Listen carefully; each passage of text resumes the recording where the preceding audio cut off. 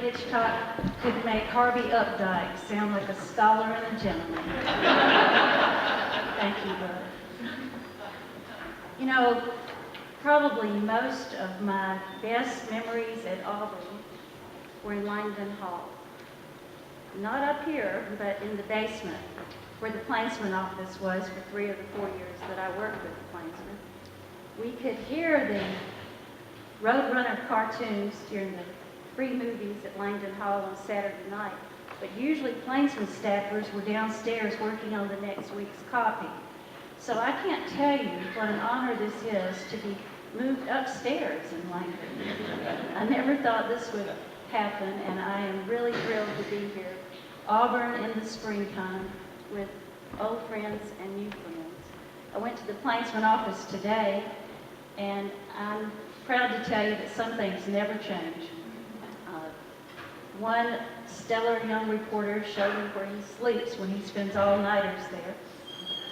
And you could tell that the same spirit is there. The technology has changed, and I'm in the dark about most of that, I have to admit.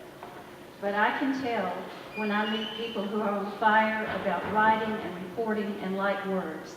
What's more, they're learning how to write a short declarative sentence. And no matter what happens to technology, that will always be important. So I applaud the young people that I met today at lunch and in the plainsman office. It was so much fun to revisit all that. The academic year that I was plainsman editor, this was 1974 and 75, the book All the President's Men was published. And it was an amazing thing, really. Here, lowly print newspaper reporters were toppling a president. Everybody was talking about it. It was just on everyone's lips, not just in journalism classes, but it was what people were talking about at the time. Woodward and Bernstein. Woodward and Bernstein. They had one of those abbreviated names like they give movie stars, Angelina Jolie and Brad Pitt. They called him Woodstein to make the headlines fit. It was all the rage. Gene Roberts, who was the editor of the Philadelphia Inquirer and then went on to be managing editor of the New York Times, said that the Watergate reporting that those two reporters did was maybe the single greatest reporting effort of all time. Now, this is a little hard to believe looking back. You know, here we have 3 of Alabama's 4 largest cities don't even have a daily paper. And it hasn't been that long ago. But in 1974-75, not only were newspapers healthy, they were doing their job, and they were doing it well. And they were doing it the old way. They were going out on the streets. There was even a name for it. It was called shoe leather reporting.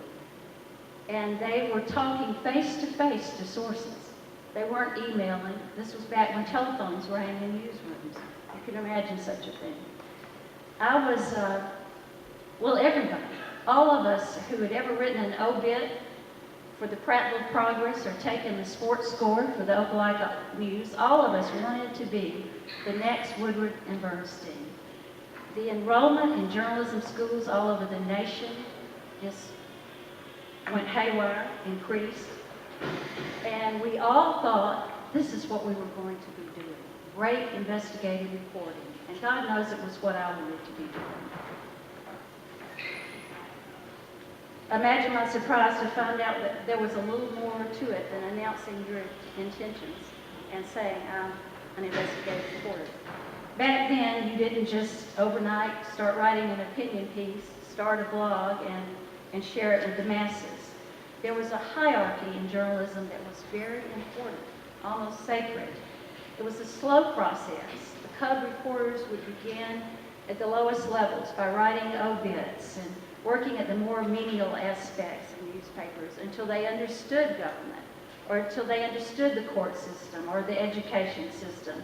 You didn't even get to choose your own beat, generally. You were assigned these beats, and then you slowly worked your way up until you proved your worth and you understood things. Well, I was a little impatient. Always have been, always will be. I wasn't buying it. Right out of Auburn, I tried to start my own weekly newspaper. I went with 2 other Auburn journalism graduates.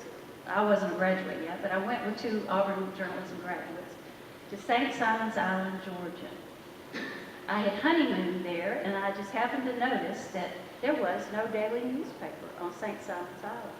It was a beautiful paradise and no daily newspaper. I couldn't believe my luck. I couldn't believe that such a place didn't have a paper. I talked the editor of the Opelika Auburn News into giving us the seed money to start a weekly newspaper. Oh, and I forgot to mention, there were a couple of shoppers, advertising shoppers there, and I just discounted them completely. They were not real newspapers. Well, our weekly lasted for 26 weeks. One of those shoppers is still there today. So that was one lesson that we got on St. Simon's. The only reason our paper lasted 26 weeks is because of the old tradition of newspaper swap-outs. You would swap advertising space for motel rooms, food at a restaurant, whatever you needed. You could work it that way. I ate so much shrimp at a joint called the Inward Point on St. Simon's Island that for 5 years after I left that island, I couldn't look at my favorite food. I was sick to death of shrimp. But they kept us alive and kept us running for a while. We had a send-off from Auburn. The Auburn people, especially in the journalism world here, they were so good to us, and they congratulated us, and they sent us on our way with all good wishes, but they kept saying something that should have given me pause. They kept congratulating us on our courage, and I just didn't get that. Well, 26 weeks later, I knew what they meant. It was a little hard to come home to Auburn as failures in the same lime green Pinto we had left for St. Simon's in, and by this time we were several months behind on payments on that Pinto, but we did it. We came home, faced the music, and my next job was in Monroeville, Alabama, for the Monroe Journal, and I think the Monroe Journal had a tradition of hiring Auburn graduates. And I was half the news team in Monroeville. My former husband, Jimmy Johnson, was the other half. We divided the duties right down the middle. But once again, I was feeling like a real failure. I wanted to be Woodward and Bernstein. I didn't want to be writing up country correspondence with Beatrice and Repton and Frisco City, which is what I spent a lot of time doing. I wrote half the wedding write-ups, Jimmy wrote the other half. We were learning things, but I just did not feel like I was on the right track. Something had gone awry. I learned how to spell boutonniere and cummerbund. I learned that one of the most fierce enemies you can have is the mother of a bride who is paid for the wedding dress, and you have described a Juliet neckline when actually it had Juliet sleeves. What I did not get at the time was how community journalism probably was the best possible thing to prepare me for a column writing career later. I wanted to be toppling governments like Woodward and Bernstein. Instead, I was covering the XL City Council. And the hardest part of that was trying to figure out something to say about a meeting that might last 20 minutes. And the main discussion was whether or not to pay the police chief overtime for cleaning the dirt dauber nest off the town siren. The town had a siren that rang every Wednesday at noon, so people would know it was noon Wednesday. But police chief had to stand there and scrub a while, and he wanted to be paid. So I went back to the Monroe Journal office and wrote that story up, thinking, oh my God, I'm never getting out of here. This is the end of my career. That year, I was there 75 and 76. In 1976, the movie based on All the President's Men came out and was in all the theaters. Once again, everybody was talking about all the Watergate crimes and all the dramatic things that had happened because of 2 reporters who did their job right. Robert Redford and Dustin Hoffman, who were my generation's Brad Pitt and Hugh Jackman, they starred as these 2 famous reporters. And once again, the enrollment in journalism schools spiked. I felt I had to do something differently. But didn't know what. I had a job that was hard to come by. And I stuck it out. And what I learned, besides about Juliet netlines and sleeves, was I learned when cotton blooms and how to cover a football game that's played by the lights of a pickup truck. I learned about human nature. And that's what you need to know as a good reporter or columnist. And it was there. It was all around me. On exciting days, I'd go with Sheriff Linwood Sager, and he would make a big show for the camera of busting up a moonshine still. And yes, Virginia, there were still moonshine stills in Monroe County in 1976. I took a lot of pictures of people who just dropped by the office. They brought their news with them in the form of big snakes and sweet potatoes that looked like Gerald Ford, just things like that. It was, looking back, one of the best years of my entire career. You just couldn't have told me so at the time. I did other things, worked for other small papers, both papers in the Auburn area for a period. It was 1980 before I got a job with the big-time newspaper daily, and that was in Memphis, Commercial Appeal. And I'll never forget the strange feeling of walking into that newsroom and seeing men the age of my father, who was in his mid-50s at the time, men the age of my father sitting around talking about words and how best to use them. It was the most exhilarating time I had ever had. There was an unrelenting pace to the newsroom then. As I said before, phones were ringing. It wasn't a quiet place. The last newsroom I worked in Atlanta was more like an insurance office, and reporters stayed at their desk mostly, and it was a quiet place. Well, Memphis in 1980 was nothing like that. It was noisy, and people were screaming and pounding away on their computers or typewriters, and phones were ringing, and it would get louder and more frenetic until deadline. Reporters left the building, what a novel concept, and didn't come back until they had just enough time to commit their story to paper before the deadline. And after the paper was put to bed, the reporters back then, they stayed around. Usually it was too late to go home, really. And they stayed around and talked about the next day's edition, or they went and drank all night. It was just a different atmosphere. I had an editor in Birmingham who said, the problem with newsrooms now is that reporters rush home to water their ferns. Not so then. We lived it, loved it. We would have paid them to let us work. I worked in 2 Mississippi bureaus for the Commercial Appeal, Greenville in the Delta, and then later Tupelo. I really got lucky on the column writing end of my career. One day, the old, grouchy, curmudgeonly op-ed page editor at the Memphis paper put a notice on the bulletin board in Memphis, and he said if anyone wanted to submit an op-ed piece for the Commercial Appeal, they could give it to him. And I wasn't even in the main office at the time, but when I saw that invitation to write a column, I rushed back to the Tupelo office that I had, and I wrote 3 or 4 pieces, and I turned them in right away, and nothing happened. Then this editor went on vacation, and his replacement, I guess desperate for copy, saw one of my columns in a drawer, and he ran it. It was a very, very personal piece, and I had called it Bitten by His Own Dog. And it was a piece about my father, who always preached to his daughters and son that we should work for a big corporation, work for a big company, someone who will take care of you and always have enough money to pay you. And my father believed this. He kept the company car clean. He wore his company ring. And then after 3 decades working for the same company, they fired him. And so my piece was about his experience. And I don't even think, to tell you the truth, that I realized what a universal thing this piece had. I just thought of it as a very personal situation, but one worth telling. Well, it struck a chord. It was about the time that American corporations discovered that they could lay off people who had earned retirement benefits and insurance benefits and replaced them with younger workers that they didn't have to pay as much.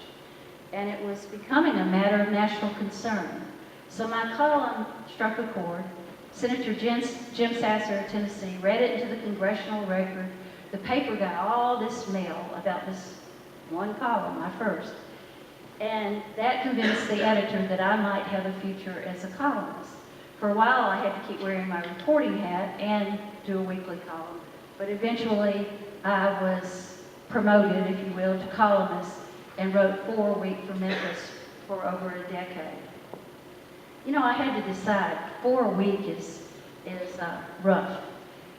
It's like, as cartoonist Charles Schultz said of drawing a daily cartoon, it's like walking up a glass hill. You get a little ahead and then you slide back down. So I had to come up with a system. I had to come up with a way to approach it in my head. And I'm a deadline animal. You know, I never do anything till the hot whips of panic are on my back. But I had to find a way of coming up with these ideas. And I've never been one who could just sit in my office and be wise and philosophize. And I never could do that, especially couldn't when I first started. So I read about Ralph McGill at one point, and I loved his approach. He said that he liked to tell people, he liked to give them coon dogs and cornbread 4 times a week, and on the 5th day tell them what they needed to know. So I thought, well, that's a good approach. Memphis didn't have but one local columnist for a long, long time. So it was new to me, but it was also new for the newspaper to have a columnist. So they pretty much told me to do what I wanted to. There were certain things they wouldn't tolerate, but pretty much it was up to me to come up with the ideas and the opinions. I was never one who believed you could get much information by ganging up with a bunch of other reporters and yelling questions at someone in the news. It just didn't work. And that's not what I did as a columnist either. I usually did not, I bucked the topic du jour. I didn't go where other columnists generally were going. I let the press conference dust settle a lot of times. I like to think of myself as having the journalistic equivalent of Willie Nelson's approach to music. You know, he's got that famous behind the beat way that he sings and plays. And so I decided I would be a little bit behind the beat in my reporting. And to give you examples of what I'm talking about, I interviewed Senator Sandberg of Watergate fame exactly 10 years after he became famous. He was 87 when I went to Morganton, North Carolina to talk to him. He had been in the news a bit because someone had quoted him as saying how it hurt him to see all the president's men making big bucks and drawing big audiences talking about their role in Watergate. And his own book about the experience had not sold well at all. So I arranged for a meeting with Sam Ervin. Now on television, when we all had watched him during the famous televised Watergate hearings, he was really already an old man, a year away from retirement, and he seemed huge. He seemed like Sidney Greenstreet. He just seemed huge.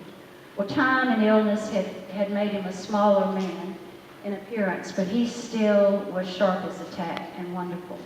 Now for those of you too young to remember, he had the temerity to quote the book of Galatians to sarcastic people like John Ehrlichman, and he just was the anchor of that hearing room. He made many fans, but also many enemies. He told me that he got 1.5 million letters during those hearings. And he said about 65,000 of them supported Richard Nixon. And he read me a couple of examples, and they were asking things like, who are you to question a president, one of our greatest presidents? And wasn't the only difference between Richard Nixon and the rest of the presidents that Nixon got caught? And I quote him directly now. He said, to say that the only thing different about Nixon from other politicians is he got caught is an absurdity. I challenge anyone to tell me, anytime, $100,000, of campaign money donated to elect a U.S. president ever has been used as hush money to pay people to keep them from telling the truth about criminal offense. And he had had a decade to think about it. And he had come to the conclusion that the nation would survive and that right had won out over might. And it was just a wonderful experience. We had both had time to think a little about the news, and I thought it made for a better column. I also interviewed Woody Hayes a decade after he slugged the Clemson player on the sidelines in front of the television cameras. His number at that point was still, he retired of course, his number was still listed in the Columbus, Ohio phone directory.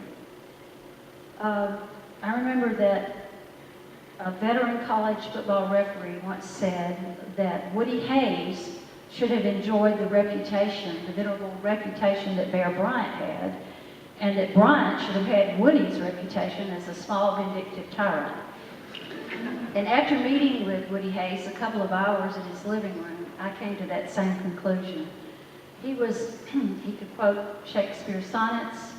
He compared everything to football, but he was knowledgeable, very knowledgeable about history.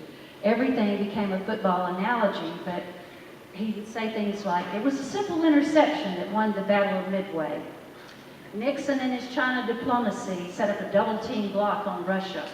And of course, Sherman's March to the Sea was the greatest end run of all history.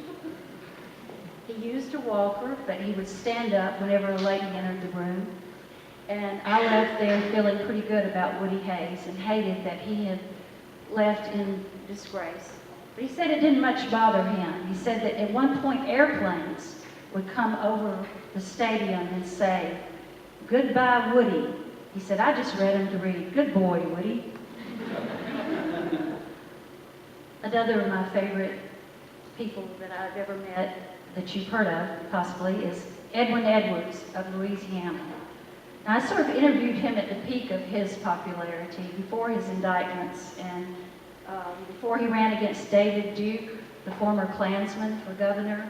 The bumper stickers at that time were great. They said, "Vote for the crook, it's important." But the flimsy news peg that I used to interview Edwards was that he was trying to erase a campaign debt. And he decided to take 2 jet airplanes to France to erase a $13 million campaign debt. He got 500 people were paying $10,000 apiece for the ride. The trip was supposed to include a black tie dinner at Versailles, cocktails at the Eiffel Tower, a special mass at Notre Dame, and the only one who was someone in Baton Rouge society who was not going was Edward's wife, Elaine, who said, "What fine restaurant would serve 500? So that was a fun thing. Mostly, though, over the years, I have interviewed folks you've never heard of, whose stories I think might have fallen through the crack otherwise. And they were the stories I loved doing the most and what I did the most of. I interviewed a man named Theodore Lansmore in Boston. Now, you probably haven't heard the name, but you might have seen his picture. A photograph of Theodore Lansmore won the Pulitzer Prize in 1976, the bicentennial year. He was an African-American lawyer living and working in Boston on his way to a city hall meeting. He had gotten up early and wanted to be on time for the meeting, so he didn't even take time to read the paper and did not know there was a demonstration against an anti-busing demonstration in front of City Hall. And so he just went on his way. He had on a 3-piece suit dressed for this important meeting, and he was attacked by the demonstrators. And the famous photo, a Stanley Foreman photo that won the Pulitzer Prize that year, is a picture of the demonstrators with using Old Glory as a lance, as if to run Lansmore through. He didn't get run through, that probably would have killed him, but he did get beaten up badly by other people in the crowd. And this was a man who had been on the Selma to Montgomery March and had been part of civil rights demonstrations all over the South, and never once had been hurt, though he said he often was fearful, but he never even hurt until this day in 1976 in Boston. And that proved something to me that, you know, it doesn't matter where you live or what year it is or who's president. Human nature can be a tough thing to watch. And that story was, touched me in all kinds of ways. In 1985, another favorite of mine is less to do with the news than just a good story about human nature. A man named Key Underwood, who was 83, was going to live with his son in Texas. Offhand, he could not remember which town in Texas, but he wanted to pay one last visit to one of his favorite spots on the entire earth, and it was a cemetery that he had started himself, and it was a coon dog cemetery. It was a place for hunters to bury their coon dogs. And Key Underwood, since 1937, when he had buried his coon dog troop, had been taking care of the place, and he did a good job. He swept the graves, he ran off four-wheelers, he certainly decided what dogs could be buried there and what dogs could not. He showed me a letter he'd gotten from a woman in California who was really wanting to bury her poodle there. And she didn't understand why the place was for coon dogs only. And he had to explain to her the difference between lap dogs and coon dogs. So he was serious about this. It's become sort of a tourist destination now. But at the time, it was a cemetery. It had all the rules. You had to be respectful. You weren't supposed to drink there. He would climb up onto the metal roof over a pavilion, a picnic pavilion that he had built, and sweep it off and keep it clean. And he had tears in his eyes before we left that day. I especially loved writing about, for some reason, I loved writing about old men, country singers, crooked politicians, and wayward lawyers like the man named Ed Case in Jackson, Mississippi, who faked his own death and stole, I think it was $200,000, and he had killed a vagrant in a burning car and made it look like his own death. I always had trouble dealing with hospital administrators, chambers of commerce, and middle-aged white women. Then, much to my surprise, I became one. You can't write a column for over 3 decades and not resort to writing about your family and friends. And people will ask, you know, well, isn't that tough? How do they feel? How does your family feel about that? And I always quote my friend, former columnist in Dallas, Marilyn Schwartz, who someone asked her that question, and she said, well, you know, it's a lot easier to make new friends than it is to come up with column ideas. New York Times former columnist Anna Quinlan, who became a novelist and is a wonderful writer, had a column collection called Living Out Loud. And I always thought that was the perfect title for a column collection because that's a little of what you do. You try to keep your life interesting and then you write about it. I've certainly been aided in my career by my region. This is the best region for storytellers. Characters are just lousy on the ground. As Flannery O'Connor told a northern interviewer once when they asked why southern writers always ask why we always write about such weirdos, and she said, because down here we still recognize them. I have decided that there are no useless professional detours, no circuitous routes that don't produce something good, no wasted years in Monroeville or anywhere else, or motions. All of it becomes fodder sooner or later for your writing. I cannot ever give enough credit to Auburn. Its small but stellar print journalism department when I was here. Mickey Loeb and P.C. Burnett.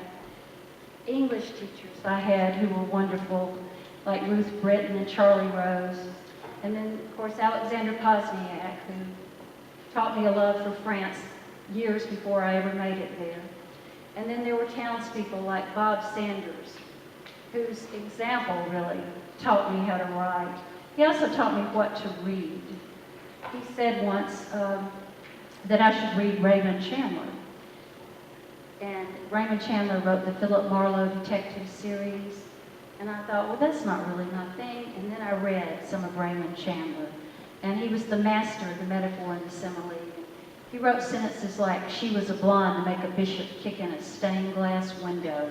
I'm still trying to write one sentence that good. And then I can quit. Then I can be happy. I want to answer your questions if you have any. I know that people usually don't want to be the first to ask a question, but some of you aren't shy, I'm sure. So, fire away. And you better stand up, I guess. We've got a big room. Don't make me ask myself the first one. That's always good. Okay. I'll ask myself the first one. People always want to know what columnists influenced me, what columnists I like. And the short answer now is they're all dead. I love Molly Ivins. I miss her every day. I wonder what she would be saying about some of the things happening. I love Mike Royko, the tough-talking Chicago columnist.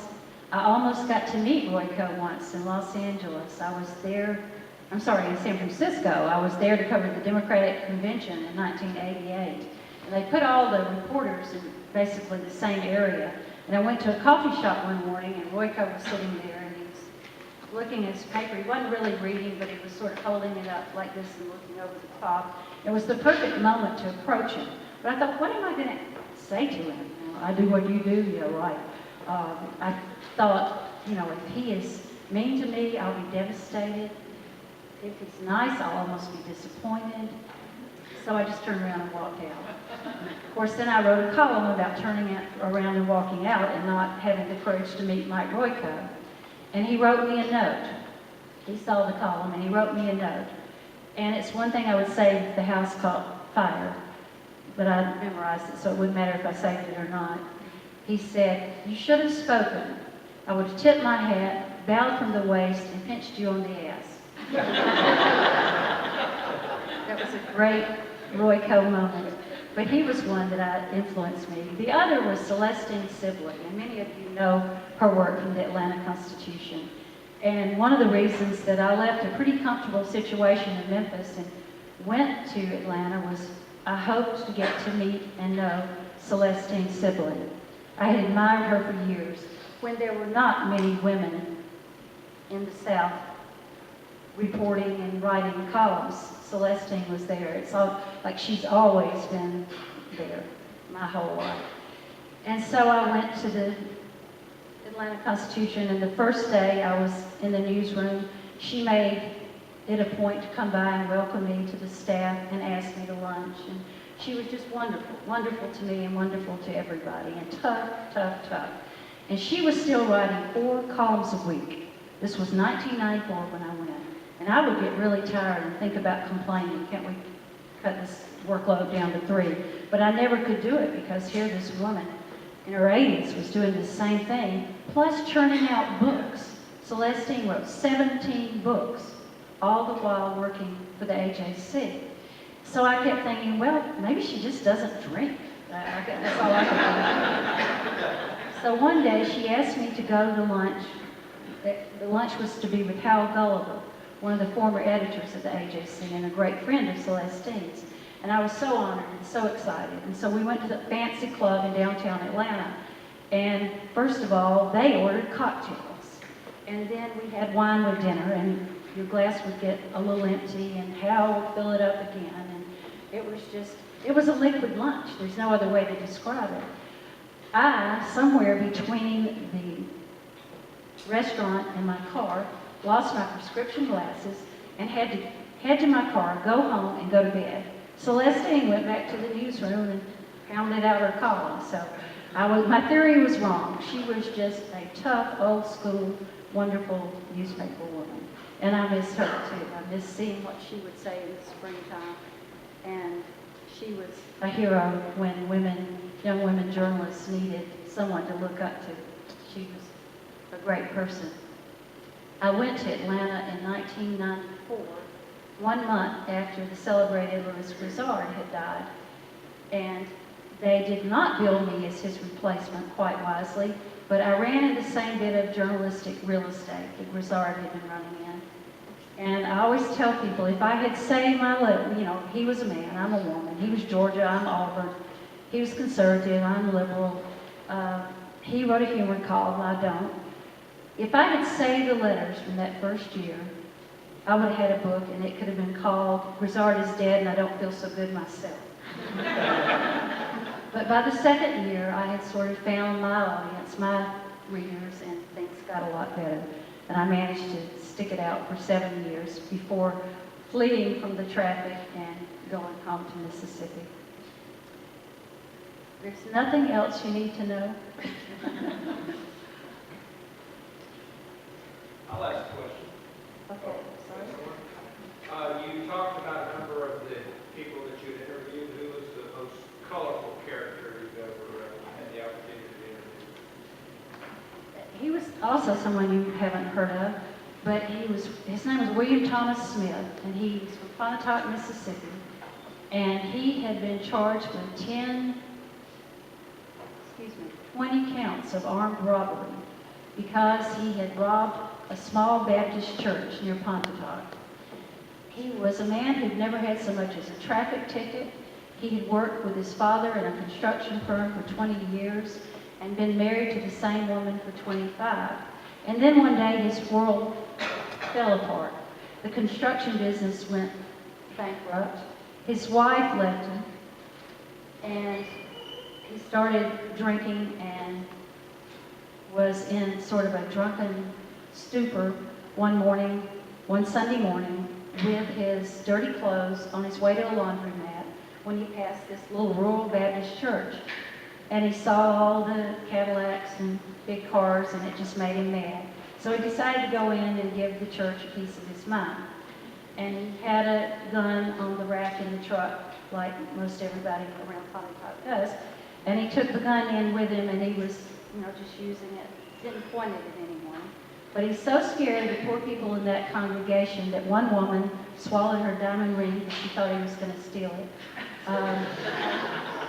It was just terrible. There was a visiting preacher there that day, and he distracted William Thomas Smith long enough for the deacons to come up from behind, and they knocked him down and beat him up pretty badly.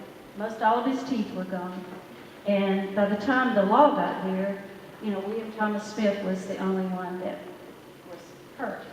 And he told me later in the jailhouse interview, he said, "Next time I'll pick an Episcopal church."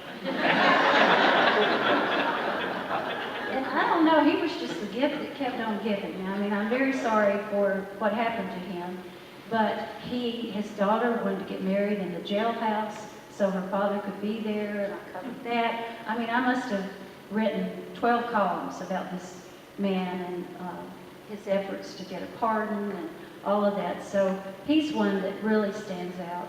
Another person you may have heard of is Captain Kangaroo, Bob Keeshan. His show had been on CBS forever, and they had decided its ratings weren't good enough and they were going to take Captain Kangaroo off the air. Well, I grew up with Captain Kangaroo. He invented the first leisure suit, and, every time I pick up my keys, even now, I can hum the theme song, and people of my generation adored Captain Kangaroo. And I could not believe it when he consented to an interview, and I drove to New York to interview Bob Keeshan.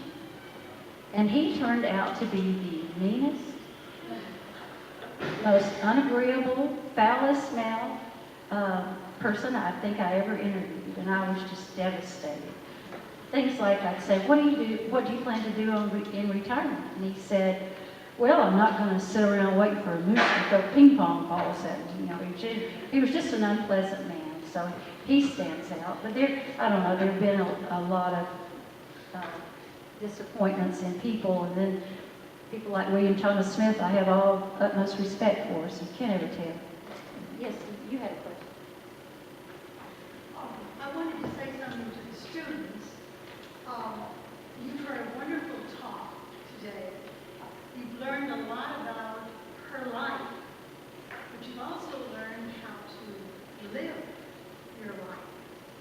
started out very adventurous, and that didn't work. She took jobs that maybe she didn't particularly like at the beginning. She didn't start out at the top, but she was willing to keep trying, so that as far as I'm concerned, she is at the top right now. And she's a marvelous example of how you should live your life and to keep on trying. And then I was going to ask, are you writing a novel now or anything? No, I have never written fiction. I don't know, I used to think in the South there's really no need for fiction. I'm not a fiction writer. The things I have done have all been nonfiction. And if you could see one stab I made of it, at it, you would understand why. One other thing, if you want to interview Edwards, I know where he lives, so I'll tell you. Okay, great. Actually, I spent a lot of time in Henderson, Louisiana for 13 years. In fact, one of the memoirs that Bert mentioned is sort of set in Henderson. And when he got out of prison recently, Edwards, he had his birthday party in Henderson at a joint there that's owned by the former mayor of Henderson, and everybody there got to meet him. I wasn't there. But I think he's not running a low profile. There's a reality show based on his very young wife's attempts to get pregnant. I mean, I'm not sure that he'd be really hard to find now. But he was very charming, I have to say. He washed his hands a lot, Howard Hughes style, and he only drank soft drinks. I, for some reason, had it in my head he would be hard drinking, but he wasn't. He was very cautious about that. He was really good and accessible to reporters. I remember at the time he was asked in that campaign, how could you lose this? And he said, well, I'd have to be caught in bed either with a dead woman or a live boy. And he said it took his opponent an hour and a half to watch 60 Minutes. He was just one great ride after another. He was truly a colorful character.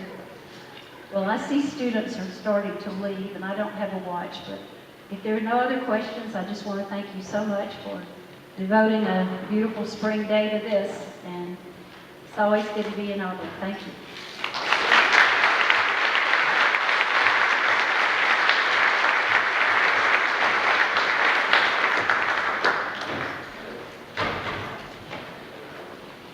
Part of what we always do as to commemorate the New Horizons lecture and provide a token of our esteem is we provide a small gift, which is a crystal plaque that says New Horizons lecture, Rheta Grimsley Johnson, who, what, when, where, and how, April 9th, 2013. So for this, we much appreciate your visiting us and providing an outstanding lecture. Thank you so much. Thank you.